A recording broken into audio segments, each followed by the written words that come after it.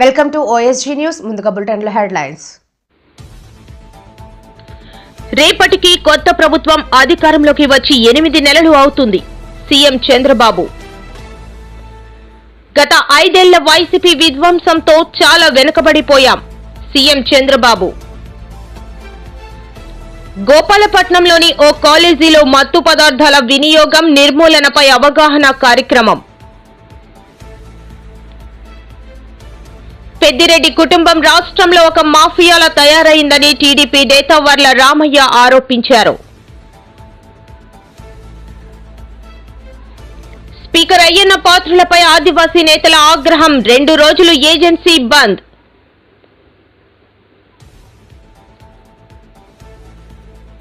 జనసేన కూడా ముదిరి బీజేపీలో కలుస్తుందేమో. మాజీ మంత్రి అంబటి వ్యాఖ్యలు.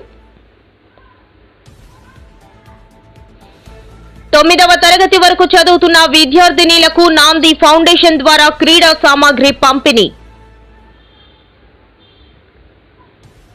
గ్రామీణ ప్రాంతాల్లో మౌలిక సదుపాయాలు కల్పనలో కూటమి ప్రభుత్వం ప్రత్యేక శ్రద్ధ. శ్రీకాకుళం ఎమ్మెల్యే. మధ్యాహ్న భోజన పథకాన్ని సక్రమంగా నిర్వహించే చిత్తశుద్ధి ఈ ప్రభుత్వానికి లేదు. జీవీఎంసీ 97వ వార్డు సుజాత నగర్ లో మహిళా మండలి వార్షికోత్సవం. పాల్గొన్న స్థానిక MLA. Chodavaram Govada sugar factory పరిస్థితి అధ్వానంగా మారింది. సిపిఎం. గత 5 ఏళ్ల వైసీపీ విధ్వంసంతో చాలా వెనుకబడిపోయామని సీఎం చంద్రబాబు అన్నారు. సమర్థ నాయకత్వం ఉంటే రాష్ట్ర అభివృద్ధి సాధ్యమని చెప్పారు. నెమ్మదిగా ఒక్కో సమస్యను అధిగమిస్తూ ఉన్నామన్నారు. సంపద సృష్టించాలి, ప్రజలకు పేదలకు పంచాలి. 20 years ఎట్లా రియల్ ఇన్కమ్ కావడం, ఇందులో కూడా చూస్తే టెక్నాలజీ కూడా బాగా ఎఫెక్టివ్గా ఉపయోగించుకొని రాష్ట్రంలో ఉండే ప్రతి ఒక్క వ్యక్తికి భద్రత ఇవ్వాల్సిన బాధ్యత మనకుంది. దాని మీదనే మన పెన్షన్ కానీ ఏ కార్యక్రమం కానీ ఆలోచిస్తున్నాం. Family as a unit minimum అవసరమైన house site, house, sustainable water, tap, gas, toilet, అదే మరి వీలైతే ఇంటి పైన కరెంట్ తయారు చేసుకోవడానికి సోలార్ ప్యానల్స్, ఇవన్నీ కూడా ఇండివిజువల్గా ఇవ్వడం. గ్రామంలో కూడా మనందరం కూడా ఆలోచించుకొని స్ట్రీట్ లైట్, రోడ్, డ్రైనేజ్, అదే మాదిరిగా ఏదైతే garbage collection, circular economy integrate చేయడం, అల్టిమేట్గా wealthy, happy and healthy society create చేయడం మన ఆబ్జెక్టివ్గా మనం ముందుకు పోతున్నాం.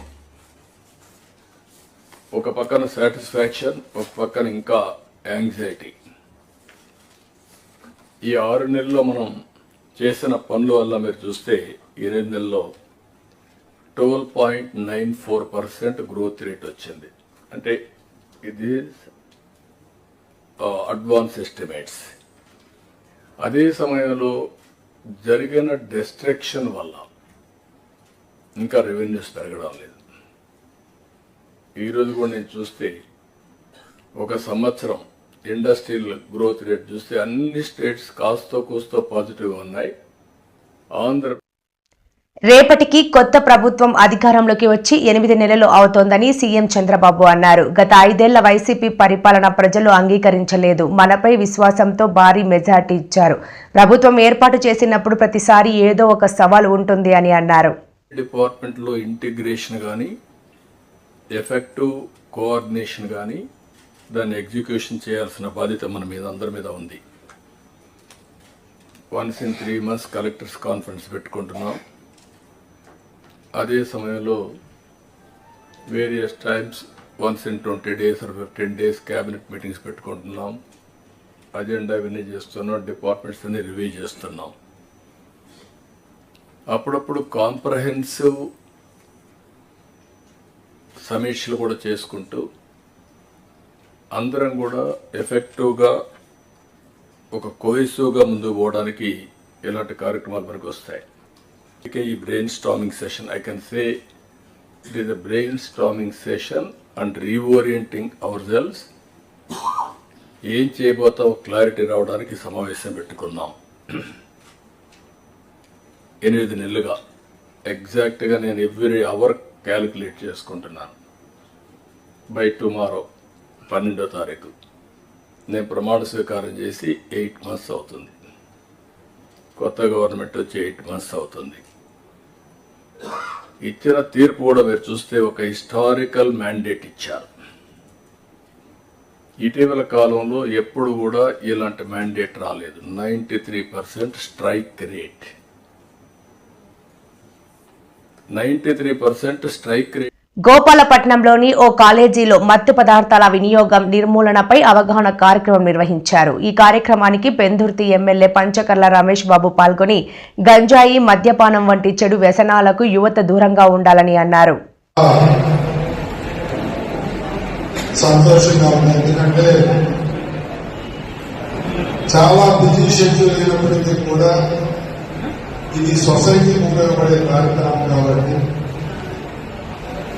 మన బిడ్డల భవిష్యత్తు కోసం వాళ్ళు పడుతున్న తపన, ఇన్ని సంవత్సరాలుగా వారు చేస్తున్న కార్యక్రమాలని నా వంతుగా నేను కూడా వారికి చేయాలని చెప్పి ఈరోజు ఇక్కడికి రావడం జరిగింది. మనస్ఫూర్తిగా నిర్వాహకం దాసు గారు కానీ, దాసు గారి మిత్ర బృందాన్ని కానీ, వారు వర్క్ చేస్తున్న ప్రతి ఒక్కరికి పేరు పేరున మనస్ఫూర్తిగా అడుగులో తెలియజేస్తారు. చంద్రబాబు గారు చాలా వివరంగా సుదీర్ఘంగా చెప్పారు. దాస్ గారు అందరూ మాట్లాడిన ఒక్కరందరూ కూడా ఈ దేశాన్ని నుంచి తీసుకోవాల్సిన బాధ్యత యువత బుద్ధస్కంధాలుగా ఉంది. యువత అనే వాళ్ళు 15-16 సంవత్సరాల వయసులో తల్లిదండ్రులు కానీ, గురువులు కానీ, స్నేహితులు కానీ ఎలా మలిస్తే అలా మలుపు తిరిగే వయసు అది. అంటే హాస్టల్లో ఉండి చదువుకుంటాం, తల్లిదండ్రులు దగ్గరున్నారు, ఏదైనా ఒక అలవాటు వల్ల చాలా ఆనందాన్ని ఇస్తుంది అని చెప్పగానే ఇన్ఫ్లుయెన్స్ అవుతారు.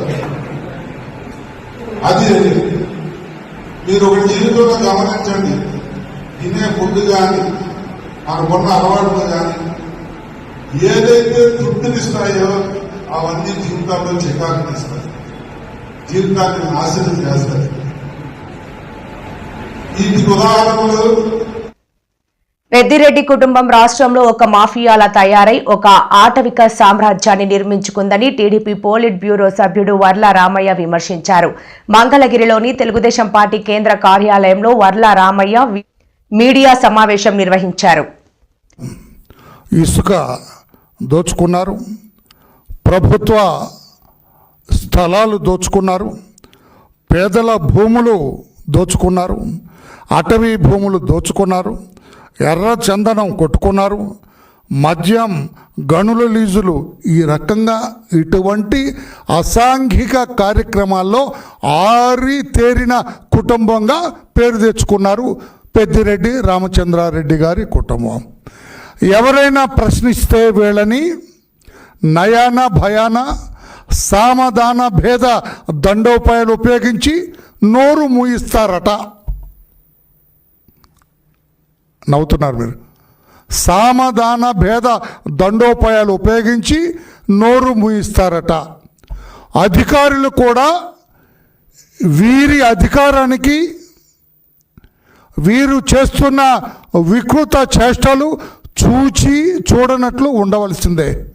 They may be police, they may be revenue officials, forest officials కావచ్చు, మైనింగ్ అఫీషియల్స్ కావచ్చు, ఎవరైనా కానీ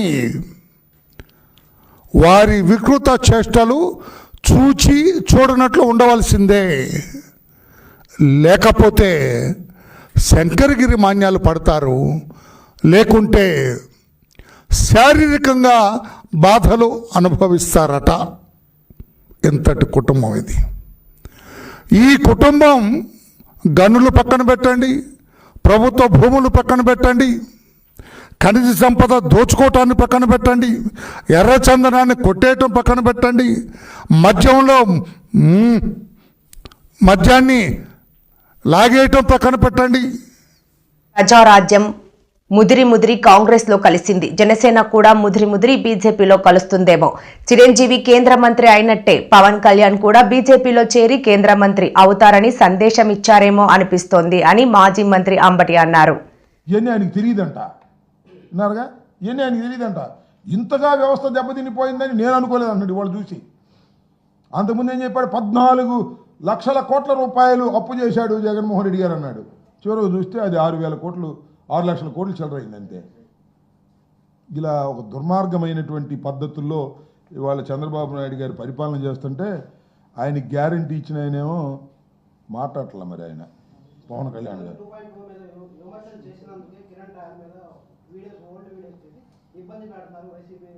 ఎవరైనా కిరణ్ రాయల్ ఎవరైనా ఏమో నేను చూడలేదు, మనకు తెలియదు. ఏం జరిగింది ఆయనకి? ఏం జరిగింది ఆయనకి?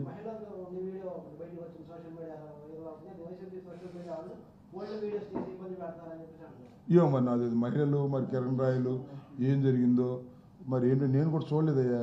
ఎవరైనా మహిళలు ఆరోపణలు చేశారు ఆయన మీద? ఏమో మరి మనకు తెలియని వ్యవహారం అది, దాని జోలి మనకి ఎందుకులే.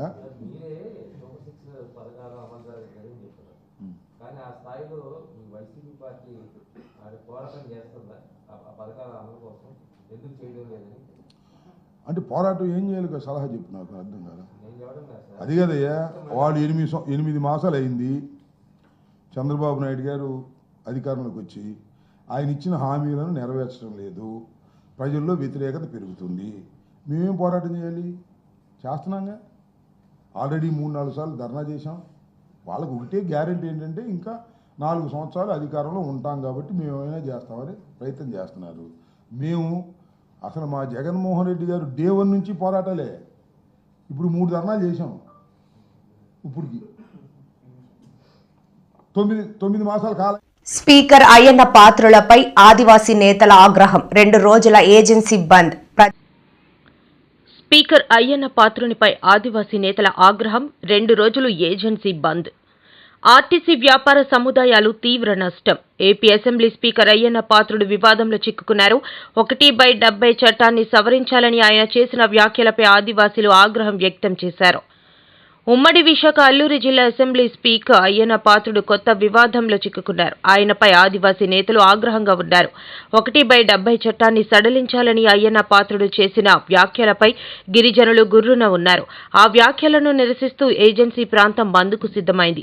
ఈ రోజు నుండి రేపటి వరకు 48 గంటల పాటు నిరవధిక ఏజెన్సీ బంద్ నిర్వహించిన అల్లూరి జిల్లా గిరిజనులు, ఆదివాసీ సంఘాలతో పాటు రాజకీయ పార్టీలు కూడా ఈ బంద్లో పాల్గొన్నారు.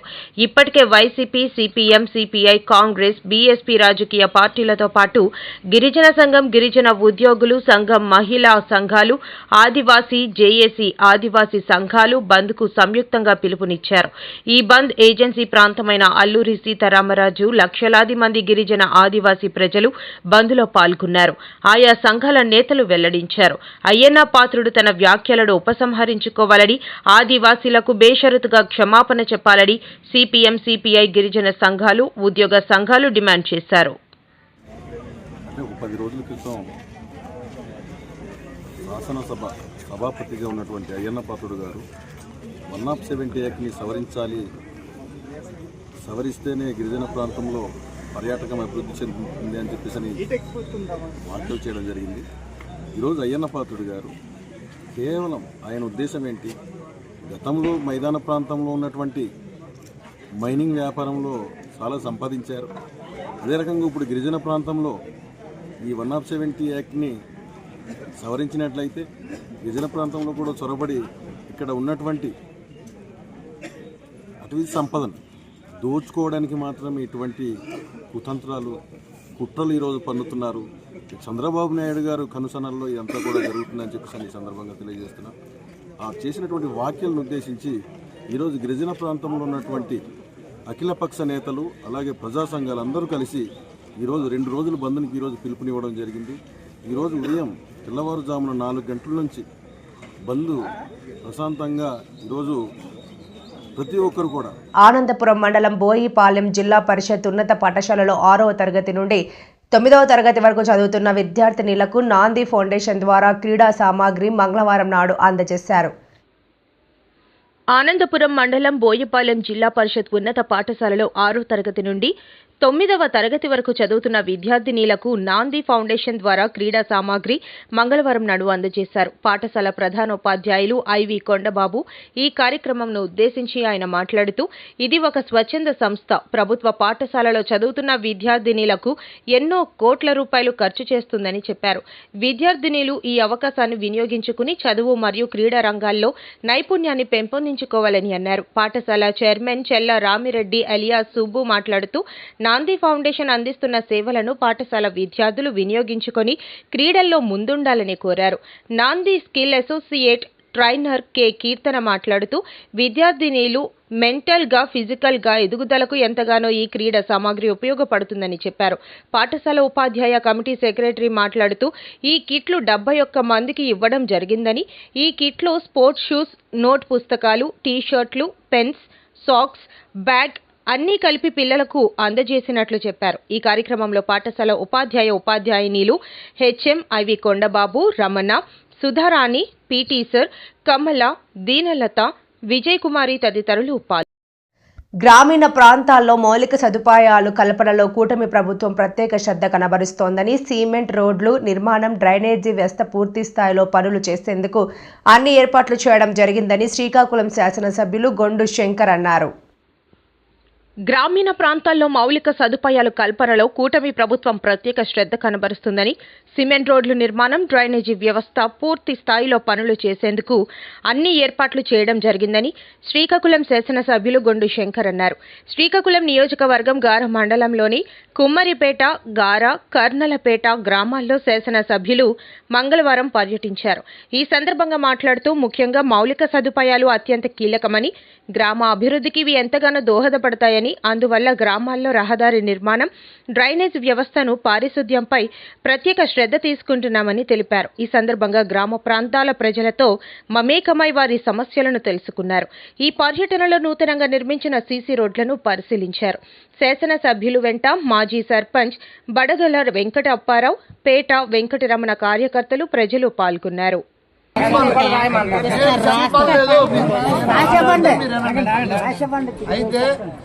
అయితే మొన్న భర్తలు చనిపోతే భర్తకు కానీ పెన్షన్ వస్తే భార్యకి ఇచ్చేమని మొన్న జీవో వచ్చేసింది.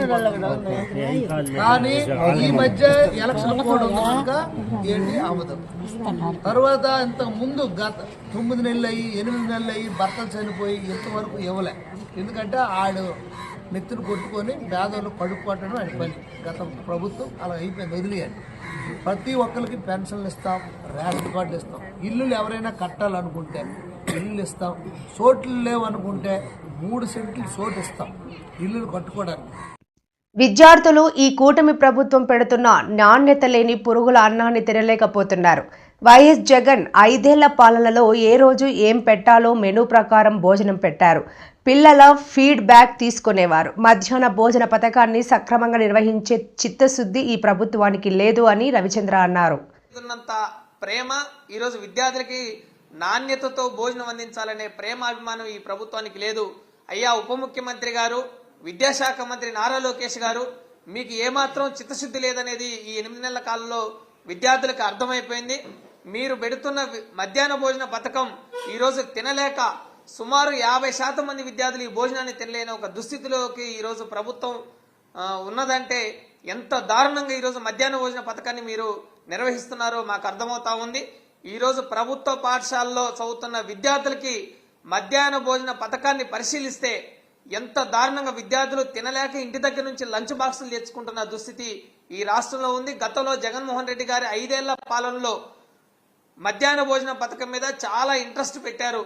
జగనన్న గోరుముద్దగా దాన్ని పేరు పెట్టుకొని విద్యార్థులకి చాలా నాణ్యతమైన భోజనాన్ని అందించారు.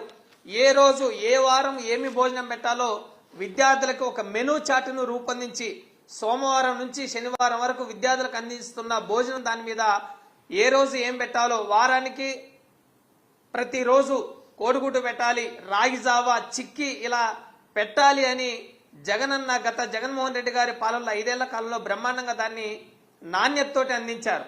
దీన్ని మానిటరింగ్ చేయడానికి కమాండ్ కంట్రోల్ సెంటర్ ని పాఠశాల విద్యాశాఖ కమిషనరేట్ లో ఏర్పాటు చేసి విద్యార్థులు ఎంతమంది భోజనం తింటున్నారు, ఎంత క్వాలిటీ ఇస్తున్నారని విద్యార్థుల దగ్గర నుంచి ఫీడ్బ్యాక్ తీసుకుని జగన్మోహన్ రెడ్డి గారు గత 5 ఏళ్లలో మధ్యాహ్న భోజన పథకాన్ని బ్రహ్మాండంగా నిర్వహించారు.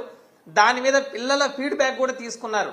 ఉపాధ్యాయులు అప్లోడ్ చేసే వాళ్ళు ఈ రోజు ఎంతమంది విద్యార్థులు రాష్ట్ర వ్యాప్తంగా ఎన్ని ప్రభుత్వ పాఠశాలలో ఎన్ని లక్షల మంది భోజనం చేశారనే ఫీడ్బ్యాక్ కమాండ్ కంట్రోల్ సెంటర్ కి అందేది.